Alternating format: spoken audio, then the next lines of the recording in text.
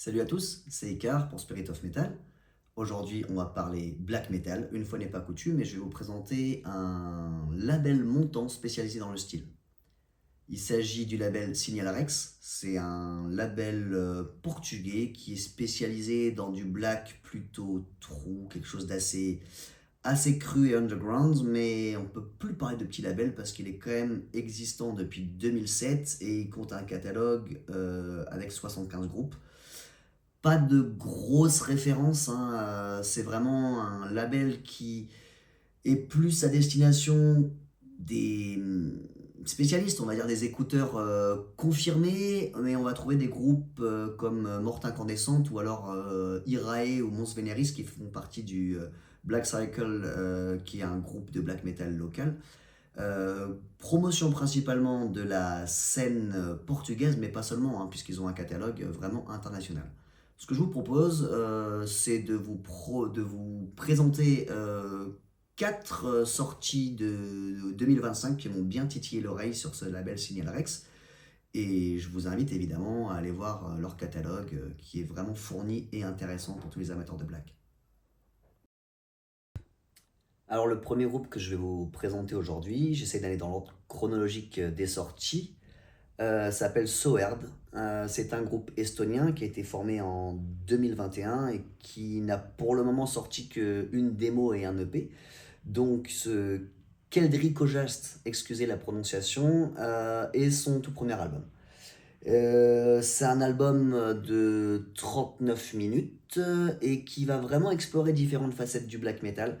On a quelque chose d'assez donc varié, c'est expressif, c'est mélancolique d'une manière générale, mais c'est assez difficile à catégoriser et c'est parfois assez loin du style de prédilection de Signal Rex qui est dans quelque chose d'assez raw.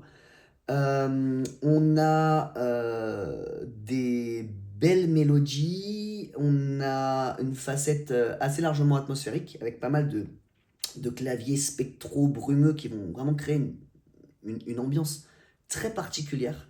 Les vocaux notamment ont un rôle important. On a un aspect théâtral qu'on pourrait retrouver un petit peu dans Urfaust avec ses chants clairs, déclamatoires, des passages un petit peu baroques. À côté de tout ça, on a des passages assez rentre-dedans qui sont plus typiques d'un black orthodoxe plus traditionnel.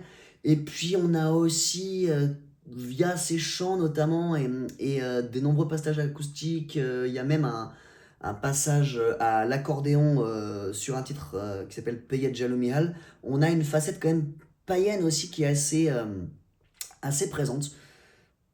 Il y a, il y a une atmosphère très particulière qu'on sent slave et ça nous donne finalement un mélange qui, si les morceaux en soi sont pas très originaux, ça nous donne quelque chose, je trouve, d'assez unique et de très très prenant. C'est un groupe que je conseillerais beaucoup aux amateurs de Shining, les Suédois, hein, pas les Norvégiens, Drutk ou Urfost par exemple.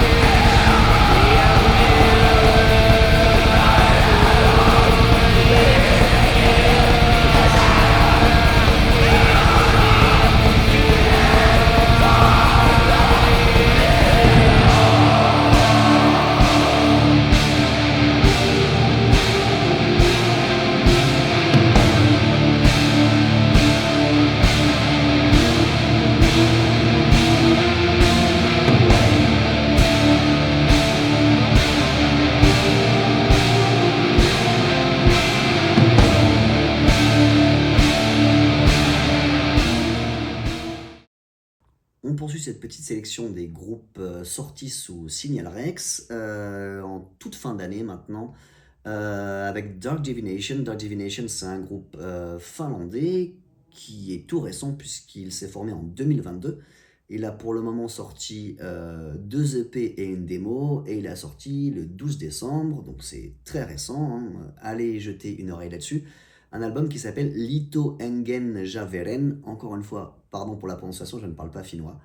Alors cet album se rapproche un petit peu plus de ce qu'on retrouve d'habitude sur Signal Rex. On a une sorte de true black, mais c'est du true black couplé à du black finlandais. Donc on pourrait qualifier ça de true black mélodique à la finlandaise, je dirais.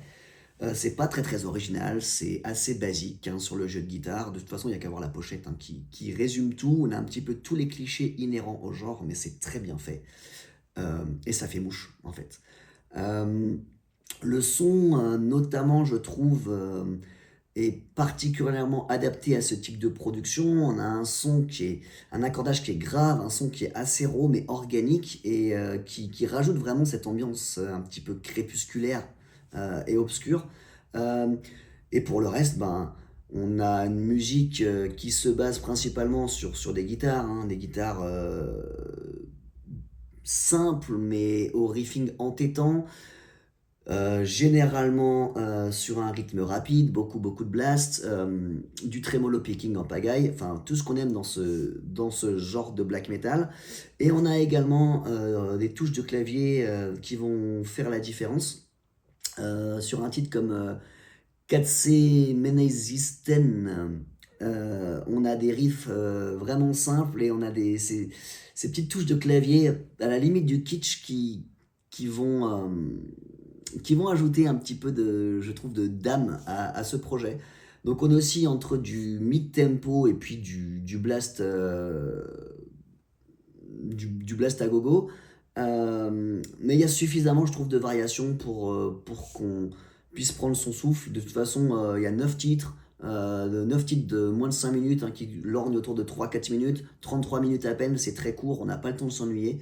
Donc rien d'extraordinaire sur cet album, mais je pense une sortie qui devrait ravir les amateurs de groupes comme Satanic Warmaster ou Wormwood Lord, Cosmic Church, et plus généralement, hein, on va dire toutes les sorties de Werewolf Productions. Euh, je vous conseille d'écouter ça, vous m'en direz des nouvelles. On va écouter un extrait.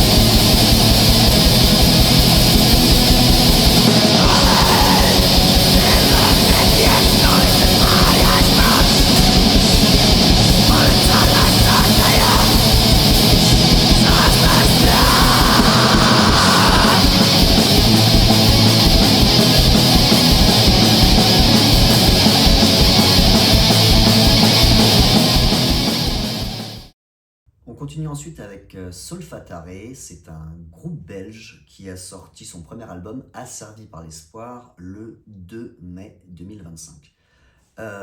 C'est un black metal qui est assez typique, je trouve, de cette scène française et moderne mélodique. Typiquement le genre de produit qu'on pourrait trouver sur le label Les Acteurs de l'Ombre. Même si c'est un groupe belge, on est vraiment dans cette mouvance. On a 6 titres pour 42 minutes, donc des morceaux qui sont principalement longs, qui sont riches, qui sont complexes. C'est un black qui est très très porté sur les riffs, des riffs qui sont vraiment travaillés, qui sont superbes. Un black qui est moderne, qui n'hésite pas à changer les rythmes, Et une particularité aussi, c'est ce chant en français, ce chant vraiment hurlé en français qui va rajouter un petit peu de cachet et de personnalité, je trouve, et moi qui me fait pas mal penser au chant de Spellbound de Aorlak ou Jourpal. Euh, donc c'est un black qui est majoritairement rapide, hein, avec beaucoup de blast, qui est très intense, très émotionnel, à fleur de peau, mais avec une belle musicalité qui se dégage de l'ensemble. Ça reste assez heurté, assez chaotique, mais toujours très maîtrisé, avec une sacrée maîtrise instrumentale. C'est un black que je recommanderais du coup aux amateurs de cette scène française. On va citer des noms comme Carnet ou Ferritarium. Pour des groupes un petit peu plus connus, on pourrait parler de Mgla, les Polonais, ou alors Regarde les hommes tombés. Cette mouvance qui met pas mal en avant les dissonances ou la lourdeur, même si ça reste assez rapide, et d'une manière générale tout le catalogue des acteurs de l'ombre. C'est vraiment un excellent album que je recommande beaucoup et qui risque très fortement de terminer dans mon top 10 de 2025.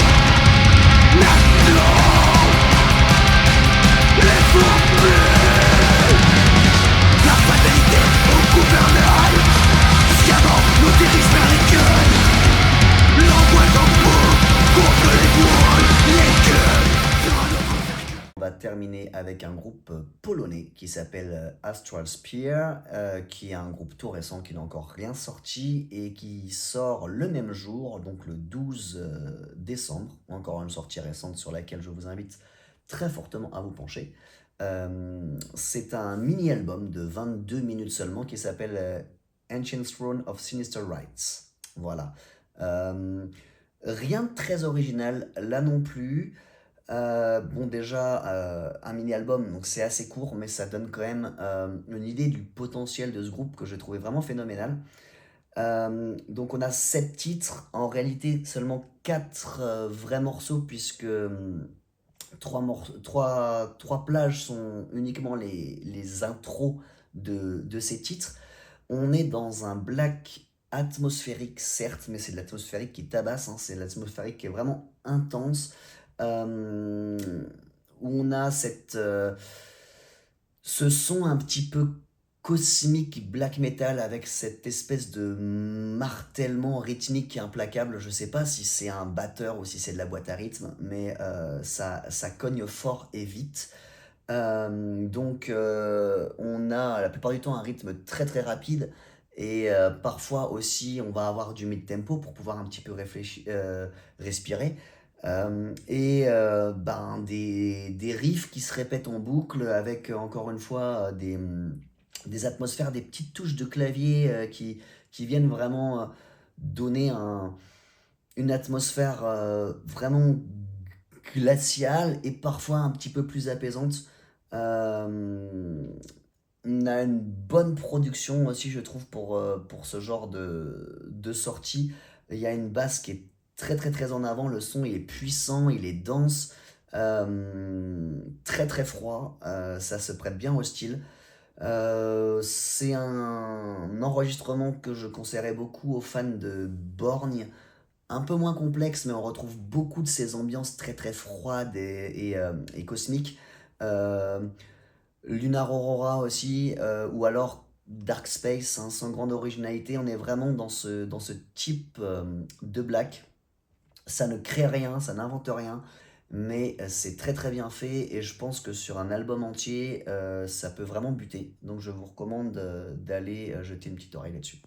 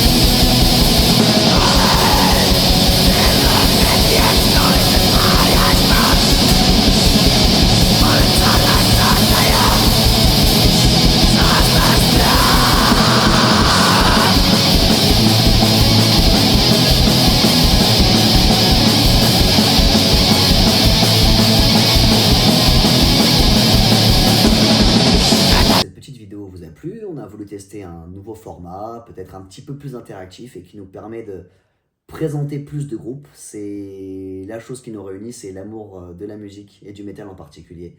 Donc j'espère que vous aurez fait quelques belles découvertes.